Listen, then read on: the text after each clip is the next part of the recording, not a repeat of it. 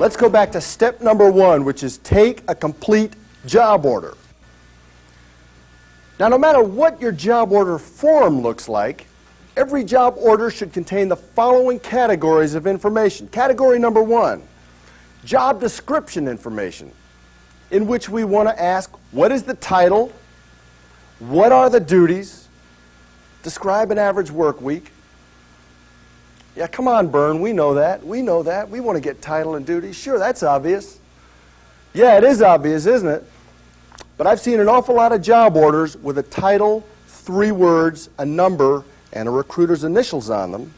And the recruiter is working that job order, and the recruiter shouldn't be. And you know what the trap is? The trap is that because we all specialize in an area, we may have worked this same job order before 5 times, or we may have done searches for the same kind of person 10 times before. So instead of taking complete duties, we assume we know what this title means. But I'll tell you this, if there's a slightly crooked spec in this job order, or a slight additional spec, it's going to make a difference in who they hire. And if you haven't asked, what are the duties, you're not going to know about that crooked spec or that different spec. So ask, what's the title, what are the duties, describe an average work week, get a complete job description. Second category of information, compensation information. What is the salary range for this position? What's the low end? What's the mid-range? What's the high end? Come on, Byrne! We know that! As I go through this job order, I'm going to make an unflattering comparison between what I call the pro and the new guy. Now, I've had guys work for me with 20 years experience who take a job order like this. This is Pete the pro talking to his friend John, the director of operations at Kraft Foods. Hi, John, this is Pete. Hi, Pete. John, I understand you have an opening for a plant manager at your cheese plant. Is that correct? Yeah, Pete, that's right. John, what do you want? Someone who knows cheese processing and high-speed packaging? Yeah, Pete, that'd be terrific. What do you want to pay, John? 45, 46? Yeah, that'd be great, Pete. John, how about somebody from Carnation or Hunt West? Is that a good candidate for you? Oh, Pete, that'd be wonderful. Okay, John, I'll be back to you in a couple of days with a candidate. You ever heard anything like that before? Not us, not us. What just happened here? Huh? Pete just dictated a job order to himself. He said, what do you want, John, this? What do you want, John, that? And John just went, yep, yep, yep. And now Pete's going to work on that job order. But the new guy doesn't know any better. He gets complete title, duties, complete specs. Then we get to compensation information. Write this down. Follow me here. New guy says, what's the salary range for the position? Low, mid, and high. And John says, well, the low end is 40. Mid-range is 45. High end is 50. New guy says, well, John, if I find you someone who's doing that job right now for one of your competitors, but already earning 50, can you come up with any more money? And John says, oh, I'd hate to do that. New guy says, yeah, but could you? Could you come up with any more? John says, well, $2,000 maximum. Where are we now? 52, that's right. New guy says, John, do you provide a bonus? John says, yeah, this is a productivity bonus. It can be worth $1,500 the first year. Brings us up to what? New guy says, well, how about a company automobile? John says, nope, nobody here, not even the president gets a company automobile. We do provide a mileage reimbursement allowance of $200 a month. Let's round that off to $2,500 a year. And where does that bring us? 56. New guy says, well, John, how about first review? When do you give the first review? And John says, well, the first review can be at the end of 6 months, and it can be worth 5%. Now, 5% on a base of 50 is $2,500. But the candidate would only get it for 6 months of the year, which is $1,250, which brings us up to $57,250. New guy doesn't know any better, says, John, do you provide profit sharing? John lights up. He says, we have been making a ton of money. There's been a check in everybody's envelope for the last 3 Christmases equal to 10% of their base. Now, 10% on a base of 50 is what? 5. Brings us up to what? 62,250. That's right. What does Pete think this job pays? 45, 46. Why? Well, because he told the guy 45, 46. That's why he thinks that. Pete's going to be looking for someone who is earning what now? 40. New guy's got a package of 62. He's going to be looking for someone who's earning what? 55. 55. It's decision time. John has two people sitting in front of him. One of them is earning 40. One of them is earning 55. 9 times out of 10, which one is the best candidate? 55, sure. Who's going to make this placement? The new guy. Why? Because he's got the best candidate. Why does he have the best candidate? Had more money to work with. Why does he have more money to work with? Because he asked all the questions. Get every dime of cash value in that package. It's very seldom that you're going to see $10,000 left on the plate after they've hired a candidate. They usually use up the whole package to get the best guy. Now, decision maker said to Pete, yep, 45, 46 is great. He wasn't lying. See, Pete asked a sloppy question. What do you want to pay, 45, 46? And he got a careless answer. John did what every decision maker does. He looked at the rec, and he looked at the mid-range of the salary range. Mid-range is 45. It was 40, 45, 50. He said, yeah, that's what I want to pay. Ask careless questions, you get careless answers. Ask specific questions, you'll get specific answers. Get every dime of cash value so that you can compete. Next category of information on our job order is fee. Fee clearance. I assume if we send you a qualified candidate whom you do hire, you'll pay our agency fee. Now, quote the percentage and the dollar amount at the mid-range. Say at $45,000 of salary, our fee would be 30%, which is $13,500. Now, has anybody in this room ever had a company say, well, that's not what we pay? Huh? I want to editorialize about that for just a second. Do you know that 10 years ago fee cutting didn't exist? Did not exist. And do you know that it wasn't the companies who cut the fee? Guess who cut the fees? Recruiters cut the fees. Recruiters who couldn't compete on a skill level with good recruiters started going to those companies and saying, I'll work that job for a flat fee of $5,000. I'll work it for 10%. It never occurred to companies to cut the fees. Why would recruiters cut their fees? Lawyers don't cut their fees. Accountants cut their fees. Well, it didn't take them long to get the message, did it? Now you can't call 5 companies without 3 of them saying to you, cut your fees. Well, do you think it's going to stop here? Do you think that now that companies have gotten recruiters to come down from 30% to 20%, they're going to say, oh, that's enough. We're going to stop reducing their fees. We got them down low enough. No! They're going to keep doing it until recruiters say stop. And if recruiters don't say stop, we'll be working at 10% in 10 more years and 1% in 20 years. Draw the line. I mean, draw the line. Now, I want to tell you something. Every firm that a recruiter is working with at 20% is paying some other recruiter 30%. See, I've consulted for these companies, the Fortune 500 companies, the defense companies, the financial services companies, consumer products companies. I've been in the employment departments. I have seen the rate schedules. They're paying 14 firms 20%. 4 firms 25%. 2 firms 30%. You know those formidable 9-page statements of fee policy that they send you? Very official, aren't they? They're printed. Except for the space where the fee goes. That's typed in. Why do you think it's typed in? Huh? Why do you think? Because it's negotiable. It's different for him and for him and for him. It's different. Stop cutting fees. Why do you think some recruiters get 30% from these companies? Why do you think? Because they're good. Now, do the companies ever say to them, we want you to cut your fees? Sure they do. And what do they say back to the companies? They say, why should I give you this candidate for 20% when your competitor is giving me 30% for the same candidate? That's what they say. And do some companies ever say, take it or leave it? Yeah, they do. And what do these recruiters do? They walk away. And what do those companies do? They work with a recruiter, the 15%, the 20% recruiter, until he doesn't deliver. Then they come back to the 30% recruiter. This much I can tell you, because in the last 6 months I have been in dozens of firms, and I've spoken to recruiters from hundreds of firms across the country. There are offices full of recruiters across this country who never, ever cut a fee.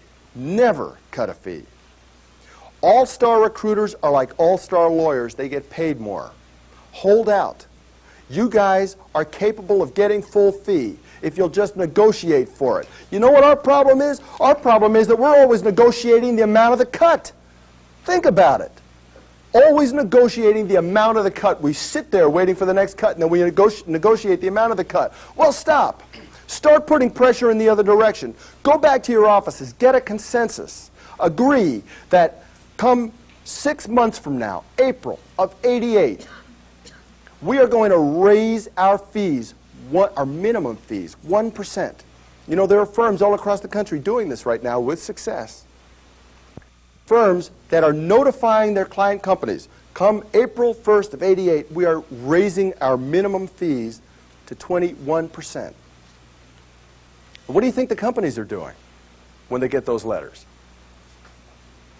Nothing. It's in the future. It's a painless amount. That's how fees started coming down, in painless amounts.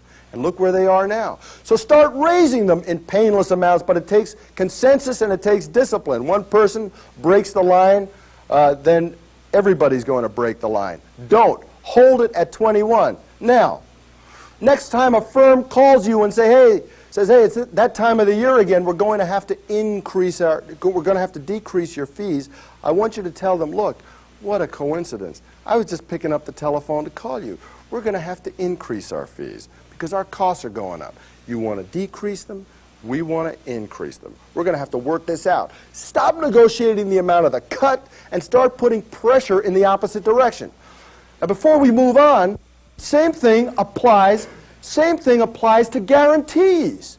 Do you know that 10 years ago guarantees didn't exist except in office support placements, accounting placements, and general agencies? They were the only places that guarantees existed.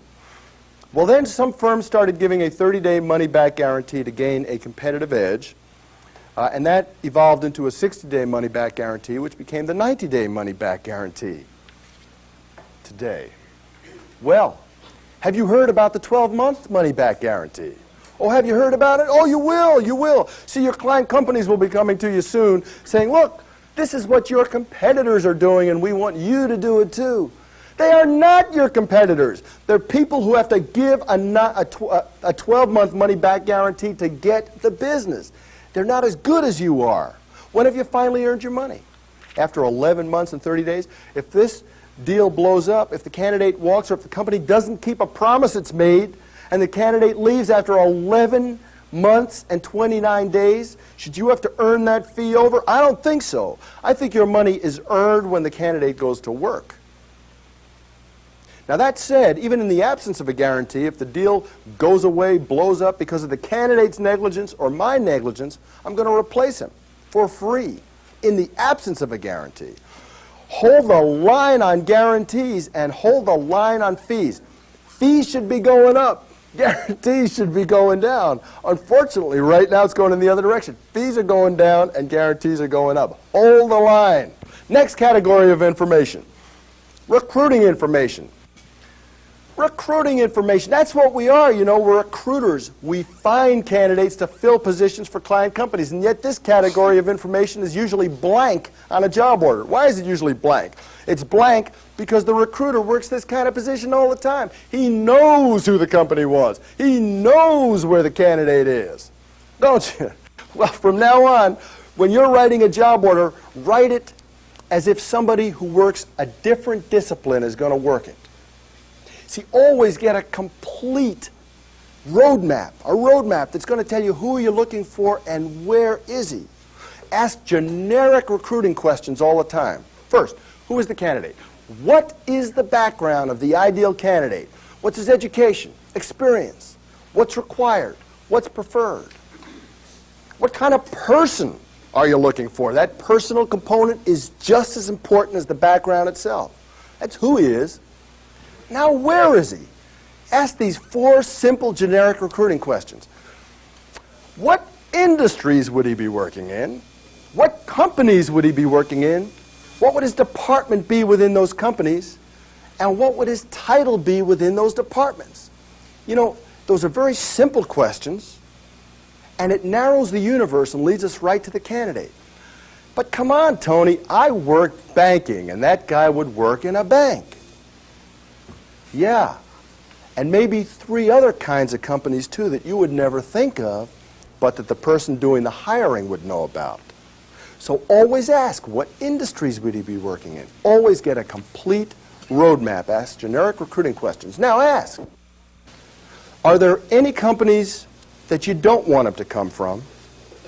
What companies would you most like him to come from? And is there anybody in particular you'd like to talk to? Anybody here ever had a company give you the name of a candidate they'd like to hire? Sure, sure. Happens more often if you ask. Boy, that fee sure spends well, doesn't it? When you make a couple of calls and make $10,000. Recruiting information. When we do the characteristics of a good job order, that is very often left to last because recruiters just don't think about taking roadmaps. Always get a complete roadmap. You know, the traditional way for a recruiter finding a candidate is to go to his boss's office and say, where do I find this guy? Well, I want you to take a job order as if you were standing in a phone booth in some state where you don't live. We're taking a job order for some position you'd never, ever, ever worked before. That's the way to take a job order. Next category of information, benefits. When we're writing our job order, we don't have to spend a lot of time on this. We want to know about hospital, life, dental, stock purchase, stock option, 401k, company match salary savings.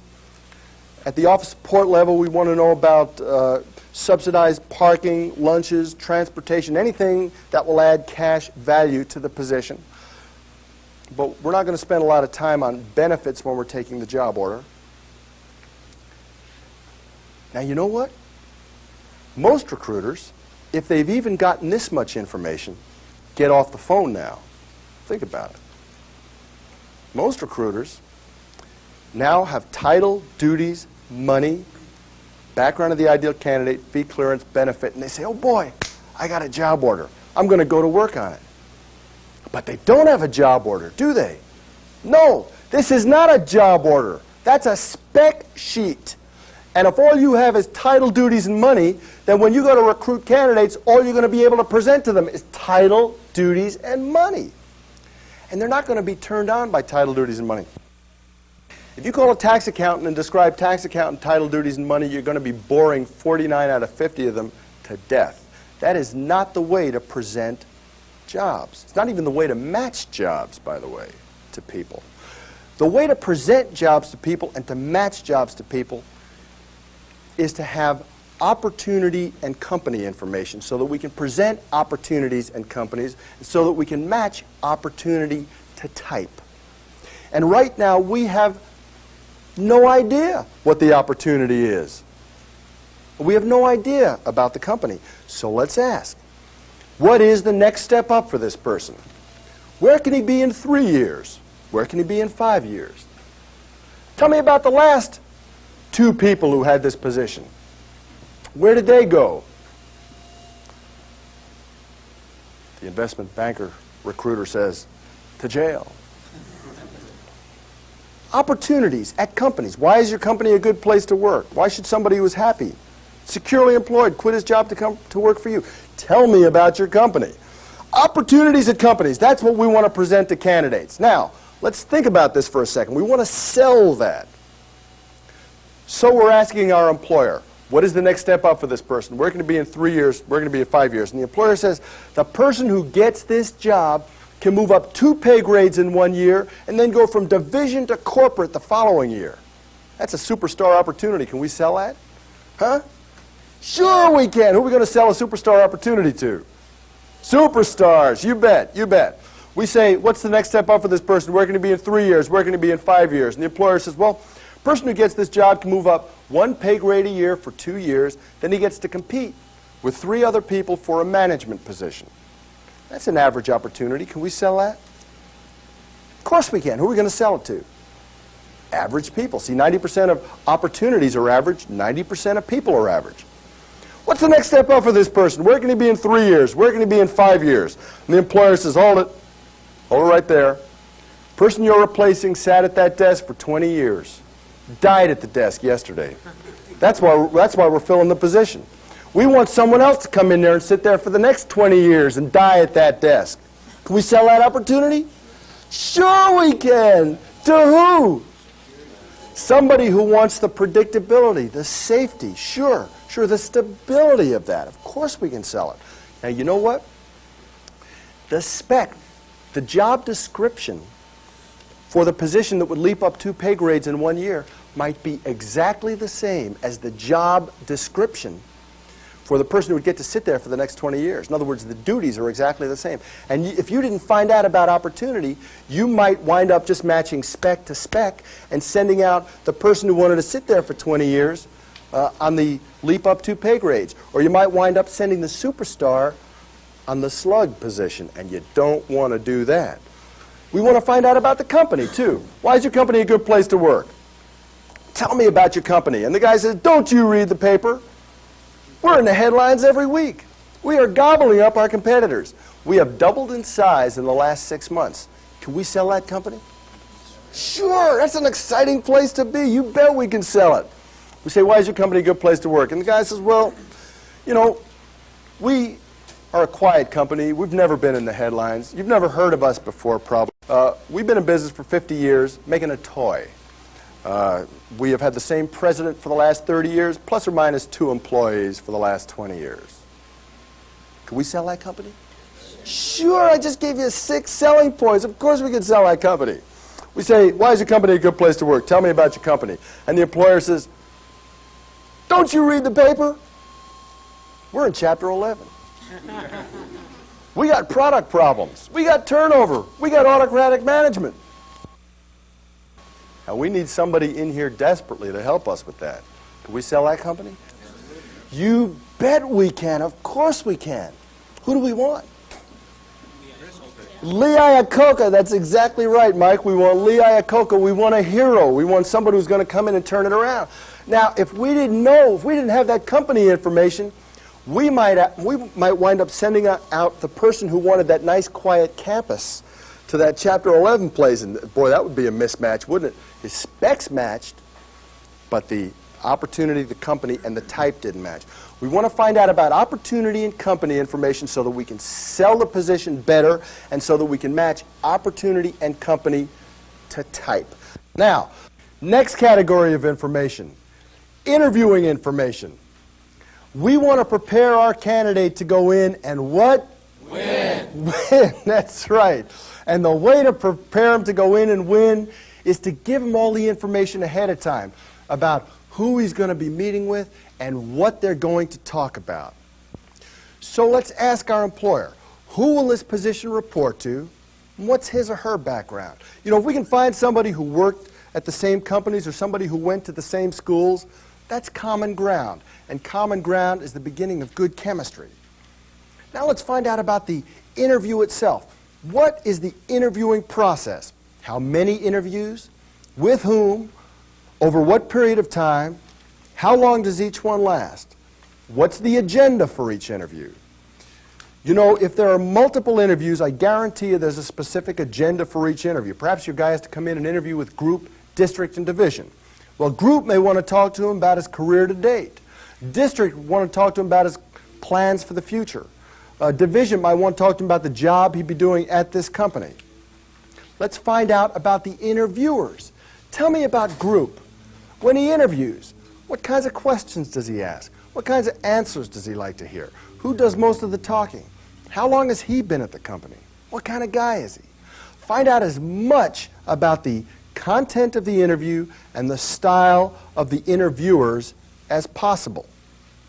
Ask, do you give any tests? Wall Street Journal says there are 10 times as many tests being given today as just 5 years ago. There are skills tests, aptitude tests, substance abuse tests, psychological tests, handwriting analysis. all kinds of tests.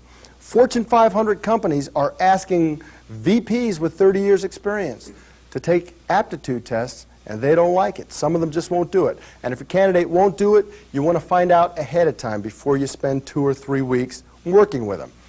Ask the employer, when do you make the offer? When do you make the offer? The employer says, well, we want to see 3 or 4 people first. Well, that's no answer. Ask the question again. But when do you make the offer? Well, after we see 3 or 4 people, we're going to bring one of the finalists back for a second interview to meet 2 group VPs. But when do you make the offer? Well, if the 2 group VPs like him at the second interview, we will send him home with an offer. Right here, where we're taking the job order, right now, we want to find out about what their timetable is for extending that offer. We either want to find out if there is a timetable, what is it? Or if there is not a timetable, we want to suggest one. You see, in order for us to bring this deal together, in order for us to broker it properly, to negotiate it properly, we have to be dealing with specifics. Specifics of dollars and specifics of time. Now we know that they plan to send the finalist home from the second interview with an offer. Let's say our candidate becomes a finalist, and the night before the second interview, they buy a week. Well, we know that means something because they've told us they intend to send the finalist home with an offer. But if we didn't know that they intend to send the finalist home with an offer, we wouldn't know what it means. We just figure that is their timetable. Find out exactly what the timetable is. How do you describe your company's image? How do you like to see a candidate dress? Last category of information, status. How long has the position been open? Why is it open? How many people have you interviewed so far? Describe the one you like best.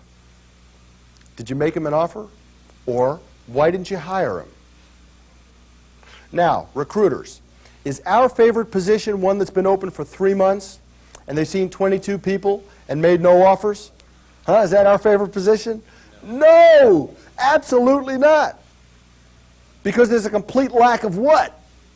Urgency. That's right. Now, of course, some recruiters will say, but Tony, that might be a great position to work. They might be ready to hire now. I don't know what gives you that impression. It's been open for 3 months and they've seen 22 people. Other recruiters will say, but I haven't worked it yet. Listen, today, if a position's been open for 3 months, good recruiters have worked it. Count on it. Count on it. They've broken their pick on that job order. And I don't want you to follow in their footsteps. No, we don't want to work a position that's been open for 3 months. We want to work a position that's been open for an hour. And they have to hire right now. Or better still, our favorite position would be one that's been open for 3 weeks. And they interviewed 4 people the first week, made one an offer, and he accepted. He was supposed to show up for work this morning. And he didn't.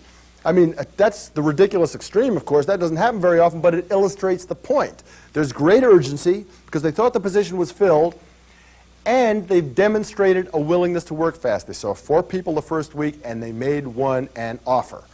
Now, let's talk about urgency for a second. It is very important to us that we have urgency, that the employer have an urgent need to hire. Now, what is urgency? Urgency is a desire on the part of the employer to get that person on board right now. It's got to be important to that employer. How do most recruiters determine urgency? Well, the recruiter says, is this an urgent opening? Isn't that true? Recruiter says, is this an urgent opening? And what does the employer say? Yes. See, have you ever heard the employer say no? Of course, the employer says no, then you're home. The employer says yes, and the recruiter drops everything and works on it for 3 days. That isn't determining urgency. Listen, I want you to make that employer pay for your effort. I want them to commit some time or effort before you commit yours. Here's how we're going to determine urgency. Ask the employer, how important is it for you to hire someone right now? That's almost as bad as, is it an urgent opening? That's a leading question. The employer will say, very important, very important. Is it important enough for me to drop everything and work on it full time for 3 days and 3 nights? Well, The employer will think about that for a minute, because in effect, you're making him ask you to drop everything and work on it full-time for 3 days or 3 nights. He'll think about it. And if he says, no, it's not that important, don't work it. And if he says, yes, it is that important, say, great. Then I'm sure it's important enough for you to give me 2 hours on Thursday to see the people I find during these 3 days and 3 nights. Now, if that employer has an urgent opening, he'll be thrilled to death to give you 2 hours in return for 3 days and nights of your time. And if he doesn't give you 2 hours, don't spend 3 days and nights working on it. That is the test for urgency. It's almost 100% infallible. Make that employer pay for your time with time or effort of his own. That is the true test for urgency. Now, the last thing we're going to do on this job order, we're going to say to the employer, look, give me 5 questions that you would use to screen a candidate at the front of the interview. 5 questions. And give me the right answers. I will ask all candidates that I talk to these questions. How many should my candidate answer correctly before you want to see him? These are called targeting questions. They'll have to do with knowledge or skills or experience, things that would be second nature to the employer and to the candidate, but would not be second nature to you. Targeting questions. You see, one of my goals with you is to bring down your send-out to placement ratio. And the way to bring down that send-out to placement ratio is to make sure that your candidates are more on the money. And this will make sure that your more candidates are right on the money. Okay. That is the job order. Now, we've been talking about it for half an hour, 45 minutes. It actually takes about a half an hour to write a complete job order. To write a complete job order. And then, of course, what about for the new guy? The new guy is very often not going to be able to get the employer to sit still for all of that, is the new guy? Huh? So maybe the new guy should just take part of the information and go to work on that job order. Is that true? No. Absolutely not. You need every single bit of it before you go to work on it.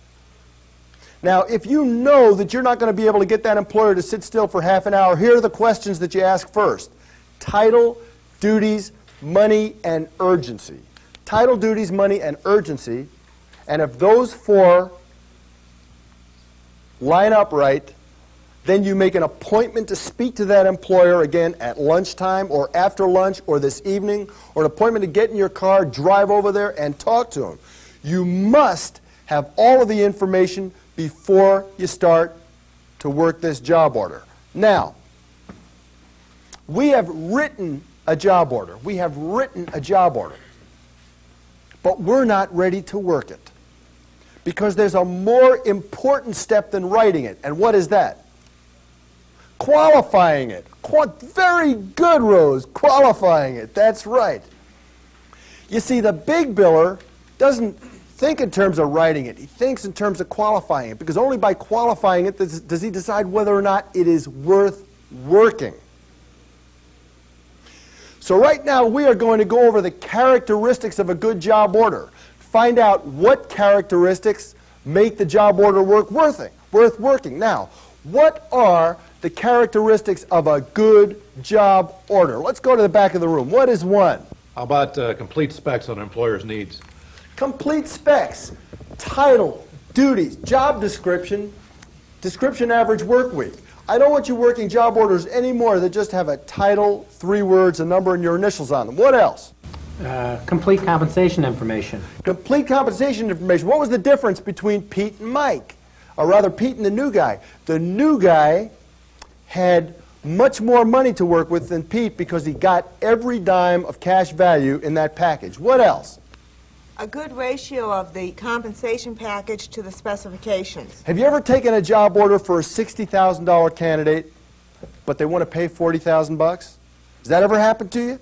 Sure. Well, before you start to work that job, I want you to get those figures into alignment, because it's not worth working yet. I want you to go to your files and pull out 5 people that they've described and call them back and say, look, these guys are earning $60K. Now, if you want to pay $40K, here's what I can get for you. But if you want this kind of guy, you're going to have to upgrade the salary, come up with $60K. Recruiting information. What kind of candidate do they want to see? Roadmap. We want to know who they're looking for and where do we go to find this person.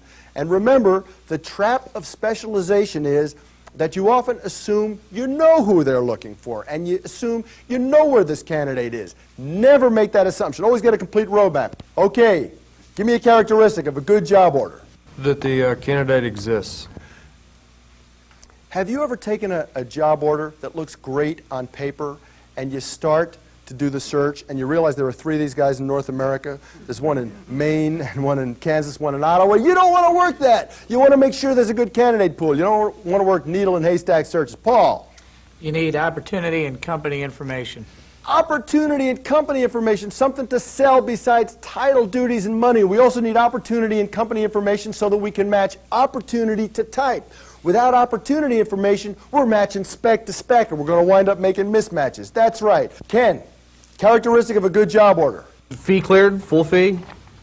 Fee cleared, full fee, and rec signed. Fee cleared, full fee, rec signed. Every time you take a job order, make sure that you ask, does anybody else need to sign off on this rec? Have you ever gotten to the finish line with a search only to find out that some guy didn't sign it and therefore they're not going to make a hire on this? You bet. Mark, characteristic of a good job order. You've got to establish the sense of urgency to fill the position. Urgency. You mean where you ask, is this an urgent opening? No. You want to make sure that that employer is paying for your time with his time and effort. Make sure you get a commitment of time from that employer before you start to work it. Characteristic of a good job order, Ken? Cooperative employer. Somebody who's going to help you to make this placement, a cooperative employer. He's going to see your people. He's going to take your phone calls, going to give you feedback. You bet. That's very important. Terry, characteristic of a good job order? Complete interviewing information, including the hiring process. We want complete interviewing information so that we can prepare our candidate to go in and what? Win. That's right. Mike, characteristic of a good job order? Decision maker contact. Decision maker contact. We want to be working with the decision maker, don't we? But have you ever called into a company, made a presentation to a decision maker, and in a half an hour you get a call back from somebody at that company who says, at this company you work with me? Has that ever happened to you before? Well, you got a couple of choices there. You can go back over personnel's head, in which case you're going to make a lethal enemy, or you can turn your back on that company, which is turning your back on a source of a lot of business, or you can work their way. Now listen, if the law of the land at this company is work with personnel or don't work there, go ahead, do it. Start there. You know, just as personnel can be your enemy, they can be your friend. Just as they can put your resume on the bottom of the pile, they can put your resume on the top of the pile. Just as they can shut the door in your face, they can open doors for you. Go ahead, start with personnel and build a relationship and start making placements and start visiting that company, or if you can't visit the company, just call them constantly. And every time you go out there, say to personnel, you know, I'd like to meet this guy, and I'd like to meet this guy, and I'd like to meet this guy. Let me tell you what happens. Over a period of time, if you are developing, if you are building a relationship with that company and making placements, you are going to wind up dealing with the decision makers, because they're going to come to you. They're going to say, who is this person who's putting these good people in our company? They're not going to want to work through personnel. They are going to want direct contact. See, the kind of relationship that I want you to build with a company is not built over one placement or 1 week or 1 month. It's built over months and years. It takes patience to build. But once it's there, it outlasts personnel. It outlasts generations of management. They come and go, but you stay. But watch out. There's a trap here. And the trap is one of complacency. You see, once it's working with personnel, there's a tendency to say, this is great. I don't need to meet higher levels of people. I'm making lots of placements right now. Well, I met a lady in Phoenix a few months ago who told me a story. She said that she had been working with a company for years. She was an office support recruiter. She had placed 50 out of 90 people at this insurance company in Phoenix. She had placed so many people at this company that she had the company's name on her license plate. She was working only through personnel. She had no manager-level contact. Working with personnel, all her placements were office support. Personnel leaves. New personnel person comes on board. She makes one placement with the new personnel person. Placement walks in the first week. New personnel person says, flaky recruiter, cuts her off. And I got her about a month later. And she told me the story, and I said, no, stop the presses. I guarantee you the president doesn't know that this has happened. You're the most important resource this company has. Let's write a letter to the president. And she did, and she's back in good standing. He got her right back in there immediately, but the danger was proven. The danger of leaving that relationship at personnel. In a larger company, she might never have gotten back in again. Go ahead, start with personnel, make friends, use them to meet higher levels of people. Make sure you force that relationship higher. All right, those are the characteristics of a good job order. Before a big biller is going to work this job order, he's going to say, does it have complete specs? Not just a title, 3 words, and a number. Do we have complete compensation information? Do I have every dime of cash value so I can buy the best candidate? Do I have a good ratio of money to specs? If they're asking for a $60,000 candidate, are they willing to pay $60,000? Do I have a roadmap so I know who they're looking for and exactly what industries, companies, departments, and titles, where to go to look? Do I have opportunity and company information so I can sell more than title, duties, and money? Is the fee cleared, full fee, rec sign? Does the candidate exist, not just 3 of them in North America? Is there real urgency? Is this employer willing to commit some of his time in return for my time? Do I have a cooperative employer, somebody who is going to help me to make this placement? Do I have complete interviewing information so I can prepare my candidate to go in and what? Win. And we want to make sure that we have decision-maker contact, but that's the only one of these characteristics that we are going to give ground up front. The only one. We will work for that. When we have all of these, we have a complete job order, and we're ready to fill it.